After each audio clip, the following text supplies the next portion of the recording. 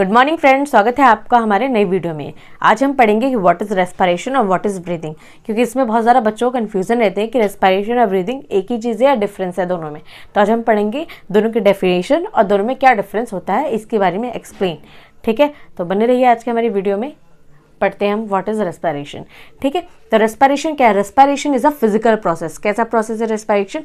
Physical process by which we take in oxygen. हम क्या लेते हैं?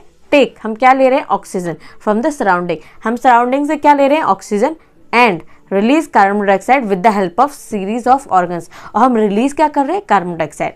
तो रेस्पिरेशन क्या होता है? रेस्पिरेशन एक फिजिकल प्रोसेस है by which we take oxygen and release carbon dioxide with the help of organs. ठीक है, ये था हमारा रेस्पिरेशन। पढ़ेंगे व्हाट इज ब्रीदिंग। ठीक है, तो ब्रीदिंग क्या है? Breathing the process during which air is inhaled. Breathing क्या है? Air is inhaled. जब हम एयर को इनहेल करते हैं थ्रू द माउथ। किसके थ्रू? माउथ और नोज के through.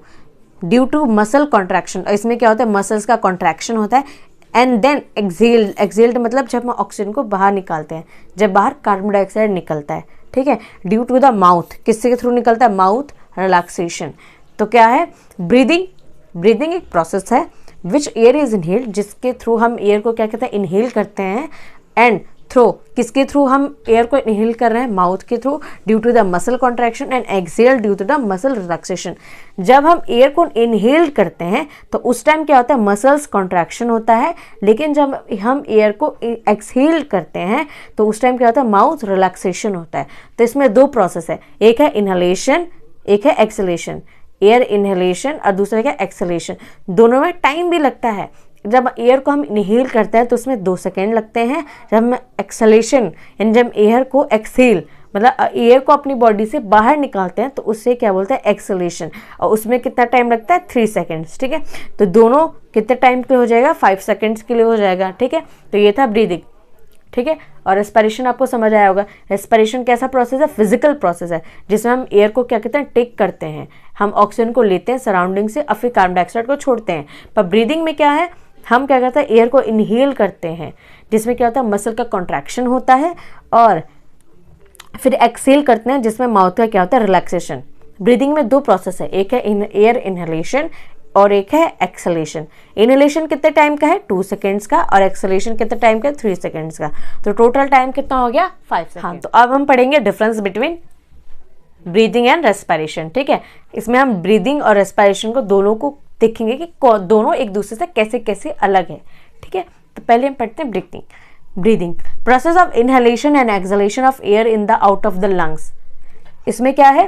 Process of inhale, air को क्या करना? इनहेल और एक्सहेल करने की प्रोसेस को, वो भी लंग्स के अंदर, इसे बोलते हैं क्या? ब्रीदिंग। ठीक है, दूसरी तरफ रेस्पिरेशन क्या है? Process of breaking down of glucose to produce ATP.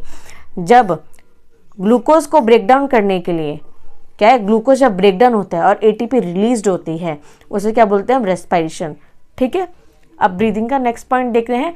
Take place in the lungs. Breathing कहाँ होती है? लंग्स के अंदर। कहाँ होती है ब्रीदिंग? लंग्स के अंदर।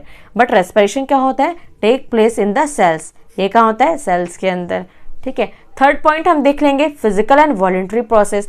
ब्रीदिंग कैसा प्रोसेस है? फिजिकल और वॉलेंट्री प्रोसेस। अब हम पढ़ते हैं कि वॉलेंट्री प्रोसेस क्या होता है। वॉलेंट्री प्रोसेस वो होता है जिसे हम कंट्रोल कर सकते हैं।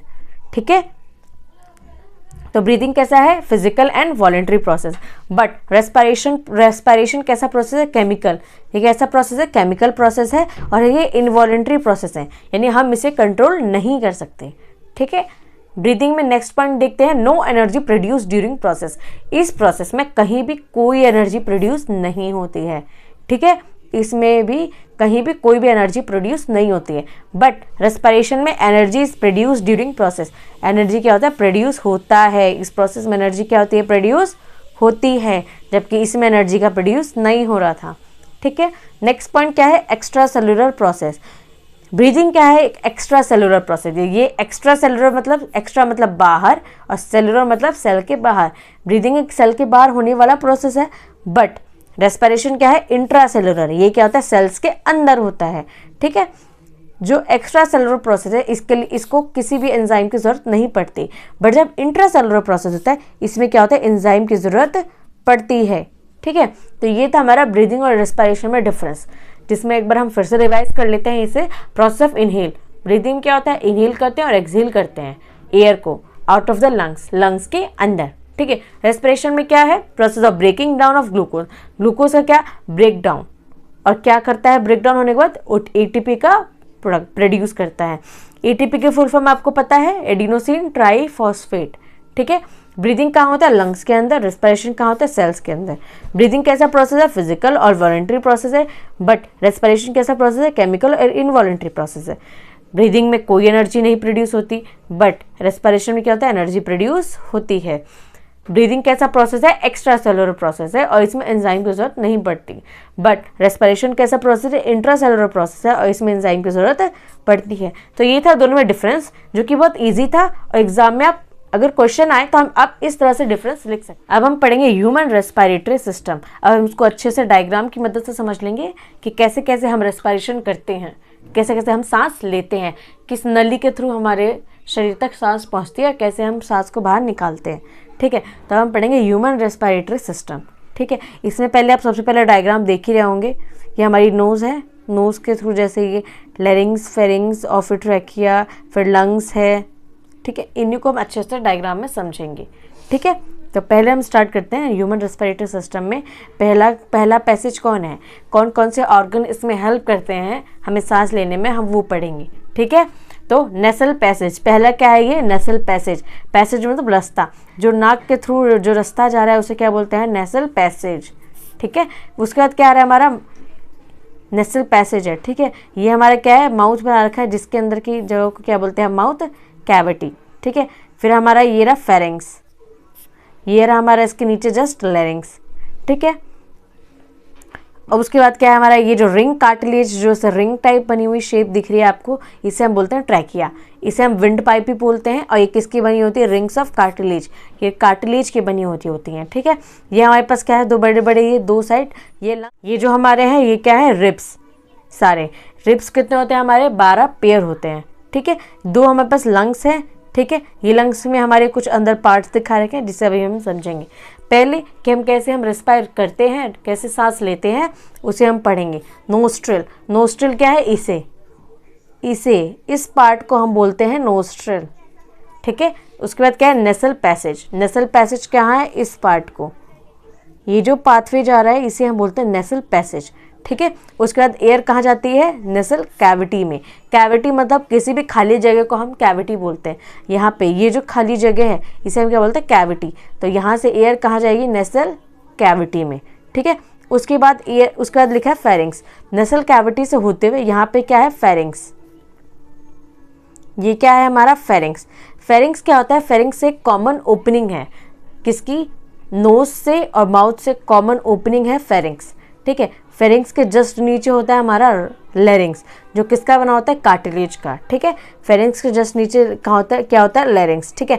एयर कहाँ पहुँच गई अब हमारे, लेरिंग्स में, ठीक है। लेरिंग्स को हम क्या बोलते हैं, साउंड बॉक्स बोलते हैं। कहा जाए तो हम लेरिंग्स की वजह से ही हम बोल भी पाते हैं, ठीक है। तो अब लेरिंग्स में एयर पहुंच गई, लेरिंग्स के बाद कहाँ जाएगी एयर, ट्रैकिया। ट्रैकिया क्या है, ये जो रिंग शेप्ड है, जो कार्टिलेज की बनी हुई है, इसे हम बोलते हैं ट्रैकिया, ठीक है। इसी के थ्रू विंड, जो हवा है, हमारे नलियों में अलग अलग कोशिकाओं में जा पाती है, ठीक है। ट्रैकिया में आ गई एयर। अब ट्रैकिया डिवाइड होगा दो में, जिसे हम क्या बोलते हैं, ब्रोंकाई। क्या बोलते हैं हम इसे, ब्रोंकाई। दो ब्रोंकाई में डिवाइड हो जाएगा, ठीक है। ये हमारे पास क्या है, लेफ्ट लंग, ये हमारे पास क्या है, राइट लंग। अब क्या है, ब्रोंकाई यहाँ पे डिवाइड हो रहा है, तो इसे हम क्या बोल देंगे, ब्रोंकाई। तो ये हो गया प्राइमरी ब्रोंकाई। ये जब ब्रोंकाई और आगे डिवाइड हो जाएगा तो ये हो जाएगा सेकेंडरी। ये जब और आगे डिवाइड हो जाएगा तो ये हो जाएगा टर्शरी ब्रोंकाई, ठीक है। ऐसे ही आगे और क्या होता है, डिवाइड होते चले जाते हैं, ठीक है। तो इसे हमने क्या बोल दिया, ब्रोंकाई, ठीक है। जब ब्रोंकाई और आगे डिवाइड हो जाते हैं तब इसे हम बोलते हैं ब्रोंक्यूल्स, ठीक है। ब्रोंक्यूल्स के बाद जब हमारे लास्ट में जो सैक रह जाता है, लास्ट में जहाँ एयर जाती है, उसे हम क्या बोलते हैं, एल्वियोलर सैक। क्या बोलते हैं, एल्वियोलर सैक, या तो हम इसे बोल सकते हैं एल्वियोलाई, ठीक है। क्या बोल सकते हैं हम इसे, एल्वियोलाई। एल्वियोलाई, ये जितना भी हमने पैसेज पढ़ा इसमें क्या आ रहा है, बस एयर इन एयर का कन्वे दिखा रखा है कि एयर कैसे कैसे हमारे पूरे लंग्स में आ रही है, कैसे हवा पूरे लंग्स में अंदर तक आ रही है। बट गैसेस का जो मेन एक्सचेंज है वो कहाँ होता है, एल्वुलाई में। अगर हम एल्वुलाई की ऐसी पिक्चर बनाए तो एल्वुलाई हमें कुछ ऐसा दिखेगा, ठीक है। ये हमारा क्या है, एल्वुलाई, ठीक है। अब क्या होता है, एल्वुलाई में क्या होता है, एक साइड से ऑक्सीजन आया, यहाँ पे क्या होता है, ऑक्सीजन का एक्सचेंज होता है, फिर यहाँ से CO2 बाहर निकलती है।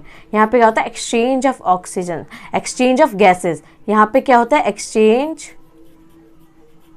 Of gases. यहाँ पे क्या होता है, गैसेस का एक्सचेंज होता है। और यहाँ पे साइड में क्या होती है, ब्लड कैपिलरीज होती है, जो यहाँ पे ऑक्सीजन को ले लेती है और फिर क्या होता है, CO2 बाहर निकालती है, ठीक है। तो एल्वुलाई में क्या हो गया, गैसेस का एक्सचेंज हो गया, O2 से CO2 निकल गया, फिर इसी पाथवे के थ्रू क्या हो जाएगा, गैसेस क्या हो जाएंगे, बाहर चले जाएंगे, ठीक है। तो हमारा क्या था, ब्रोंकाई, ब्रोंकाई से हमारे एयर कहाँ गई, ब्रोंक्यूल्स में, ब्रोंक्यूल्स में एयर कहाँ आई, एल्वुलाई में, एल्वुलाई में एयर का क्या हुआ, एक्सचेंज, एक्सचेंज ऑफ गैसेस, ठीक है। एक्सचेंज ऑफ गैसेस, गैसेस का एक्सचेंज हो गया और गैसेस एक्सचेंज होकर गई कहाँ, ब्लड कैपिलरीज में। अब ब्लड कैपिलरीज के पास क्या पहुंच गया, ऑक्सीजन, क्या पहुंच गया, ऑक्सीजन। ऐसे हम सांस लेते हैं, इतने पैसेज के थ्रू फिर हमारे पास ऑक्सीजन पहुंचता है, ठीक है। तो ये था हमारा human respiratory system. I hope so ये आपको पसंद आया होगा। फुल डिटेल में हमने इसे समझाने की कोशिश की है विद डायग्राम के साथ। आप इसी तरह डायग्राम के साथ पेपर में लिख सकते हैं, जैसे जैसे एग्जाम में क्वेश्चन है वैसे आप इसका आंसर लिख सकते हैं, ठीक है। आई होप सो आपको हमारी वीडियो पसंद आई हो। अगर वीडियो पसंद आई हो तो आप लाइक शेयर सब्सक्राइब जरूर कीजिएगा। Subscribe now and press the bell icon, never miss an update.